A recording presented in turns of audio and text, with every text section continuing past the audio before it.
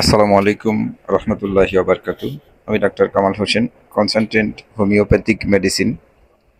আজকে যে বিষয়টি নিয়ে আলোচনা করব সেটি হচ্ছে, হোমিওপ্যাথিতে কি ব্রেস্ট ক্যান্সার ভালো হয়?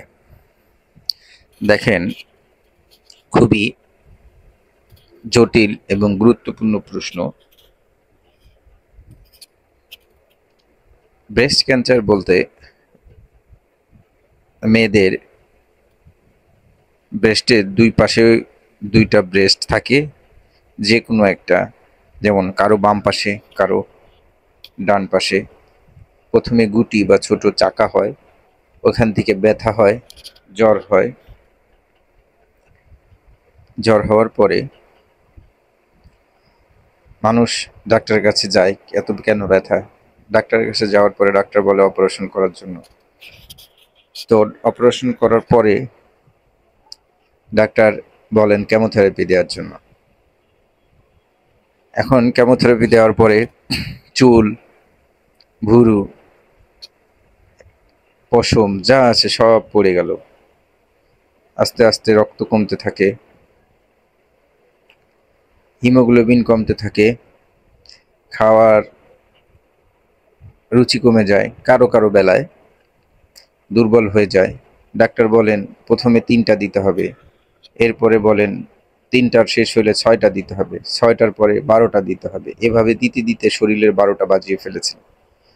একটা পর্যায়ে সব দেওয়ার পরে ডাক্তার বলল যে এটা দিলে এটাতে কাজ হচ্ছে না, রেডিওথেরাপি দিতে হবে।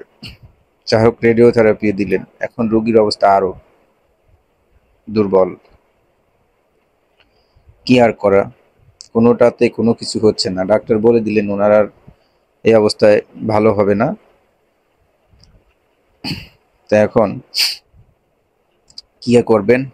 লাস্টে আসলেন হোমিওপ্যাথিক ডাক্তারের কাছে, লাস্ট চিকিৎসা হিসেবে। ডাক্তার টাইম বলে দিয়েছেন, হয়তো উনি 2 মাস বা 3 মাস আল্লাহ চাইলে বাঁচবে। তো এখন রোগীর গার্ডিয়ান তো আর এ কথা মেনে নিতে পারেন না, তারা হোমিওপ্যাথিক লাস্ট চিকিৎসা হিসেবে আসেন। দেখা গেল এই ধরনের রোগী হোমিওপ্যাথিক মেডিসিন খাওয়ার পরে 4 বছর, 5 বছর, 6 বছর, 7 বছর, 8 বছর পর্যন্ত বেঁচে গেল। এটা একটা বিশাল পাওয়া। হোমিওপ্যাথিক ওষুধ এত সুন্দর, এত ম্যাজিকের মতো কাজ করে। দেখা গেল ওনার যে সমস্যাগুলো ছিল, রেডিওথেরাপি, কেমোথেরাপি দেওয়ার পরে খেতে পারতো না, ঘুম ছিল না, শরীরে এনার্জি ছিল না। ওষুধ খাওয়ার পরে তার খাওয়ার প্রবণতা বেড়ে যায়, ওষুধ খাওয়ার পরে তার ঘুমের প্রবণতা বেড়ে যায়, ওষুধ খাওয়ার পরে তার ভালো লাগে, হাঁটতে পারে, চলতে পারে, ব্যথা কমে। এটাই অনেক, আলহামদুলিল্লাহ। যাই হোক, কথার মাঝে ভুল ত্রুটি হলে ক্ষমা সুন্দর দৃষ্টিতে দেখবেন। নিয়মিত নামাজ আদায় করবেন। ভালো থাকবেন। আসসালামু আলাইকুম।